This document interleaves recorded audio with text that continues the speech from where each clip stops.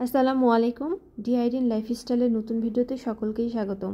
কেমন আছেন আপনারা সবাই? আলহামদুলিল্লাহ, আপনাদের দোয়ায় আল্লাহর রহমতে আলহামদুলিল্লাহ ভালো আছি। কয়দিন ধরেই মনটা শুধু কক্সবাজার করছে। একদম আপনাদের ভাইয়ার মাথা খেয়ে ফেলছি, তাই না পেরে কক্সবাজার যাচ্ছি।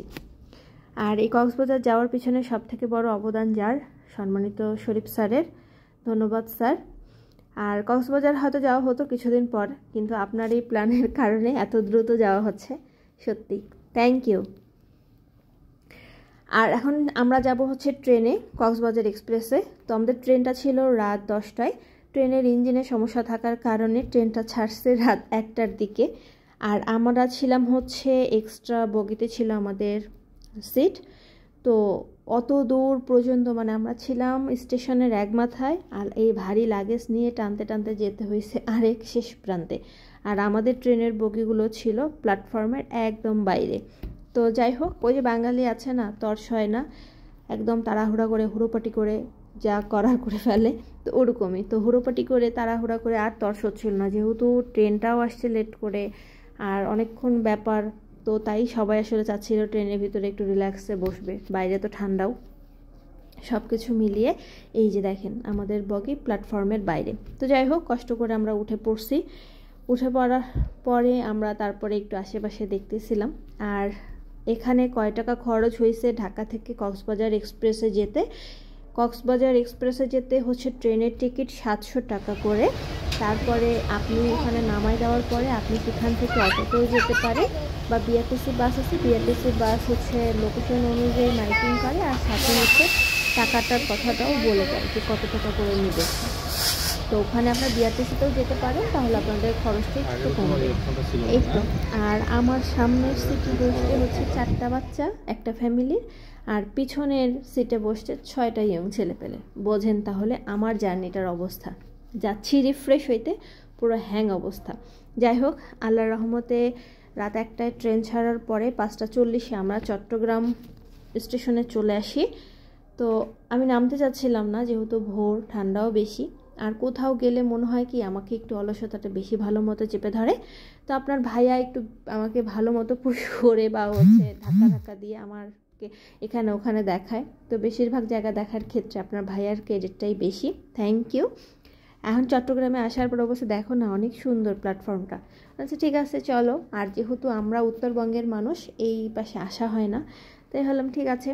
পরে আমরা নামি, নামার পরে ওখানে আবার ইঞ্জিনটাও চেঞ্জ করবে, সময়ও লাগবে। তারপরে ট্রেনটা ফাইনালি কক্সবাজারের দিকে রওনা হয় আল্লাহর রহমতে। আর এত সুন্দর মিষ্টি মিষ্টি রোদ গায়ে লাগছিল, মাশাআল্লাহ। সত্যি ওই যে প্রকৃতি এমনিই সুন্দর, ঘষা মাজা করতে হয় না, সত্যিই তাই। আর এত সুন্দর মেঠো পথ, সাথে হচ্ছে উঁচু নিচু পাহাড়, পাহাড়ের মাঝখান দিয়ে যাচ্ছি। তারপরেও কি সুন্দর করে হচ্ছে শীতের শাকসবজির গাছ, সব কিছু মিলায় আমরা বেশ এনজয় করেছি। আর হ্যাঁ, কক্সবাজারে যেতে গেলে আপনারা যখন অটো ভাড়া করবেন স্টেশনে থেকে নেমে আপনাদের নির্দিষ্ট হোটেলের গন্তব্যে বা হচ্ছে নির্দিষ্ট জায়গার ক্ষেত্রে, তখন অবশ্যই দামাদামি করে নেবেন। ওনারা অনেক বেশি ভাড়া চায়, 1200, 1300, 1400 নিজেদের মতো করে, কিন্তু অবশ্যই ভাড়া দামাদামি করে নেবেন।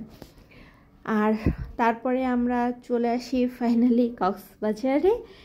প্ল্যাটফর্মটা এত সুন্দর কক্সবাজারের, সত্যি দূর থেকে একরকম দেখায়, কাছ থেকে আরেক রকম দেখায়। তো এতদিন শুধু টিভি, ক্যামেরা, ব্লগিংয়ে দেখছি, এখন নিজের চোখে দেখছি। অপেক্ষার প্রহর শেষ হলো আলহামদুলিল্লাহ। এখানে এসে বেশ ভালো লাগছিল, কিন্তু ওই যে ছুটিতে বছরে এসে সবাই গিয়েছে, তো একটু তো জ্যাম ছিলই। তারপরেও আলহামদুলিল্লাহ। তারপরে এখানে নামার পরে আমরা আসছি, স্টেশনে ছবি তুলবো না তা তো হবে না।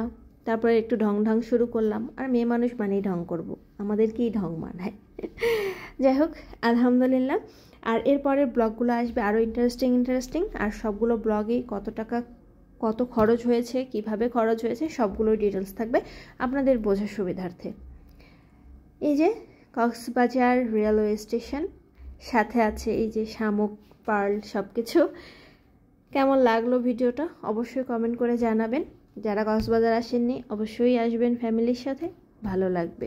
নিজেকে রিফ্রেশ করা খুবই দরকার, কারণ একঘেয়েমি চার দেয়ালের ভিতরে যানজটের জীবন পার হয়ে মনে হয় যে না, একটু সময় দেওয়া দরকার। সেটা কক্সবাজারই হতে হবে এমন না, একটু শান্ত পরিবেশ, পাহাড় হতে পারে, ভালো লাগে সব কিছু মেলায়।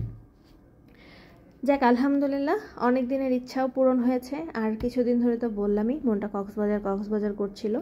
মন থেকে কিছু চাইলে আল্লাহ অবশ্যই পূরণ করে, সত্যি আলহামদুলিল্লাহ। আমরা অনেক বেশি টায়ার্ড ছিলাম, যেহেতু 12-13 ঘন্টা একটা জার্নির ব্যাপার ছিল, তো সব কিছু মিলায়।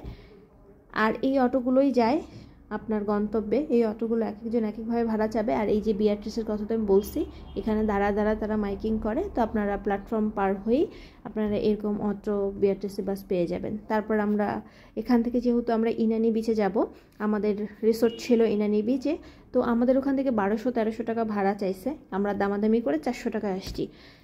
তারপরে মেরিন ড্রাইভ দিয়ে চলে যাচ্ছি, এত সুন্দর দেখতে লাগছিল, মনে হচ্ছে আমি অটোর মধ্যেই অনেকটা রিফ্রেশ হয়ে গেছি। আরও ইন্টারেস্টিং ব্লগ আসবে নেক্সটে। ভালো থাকবেন, আল্লাহ হাফিজ।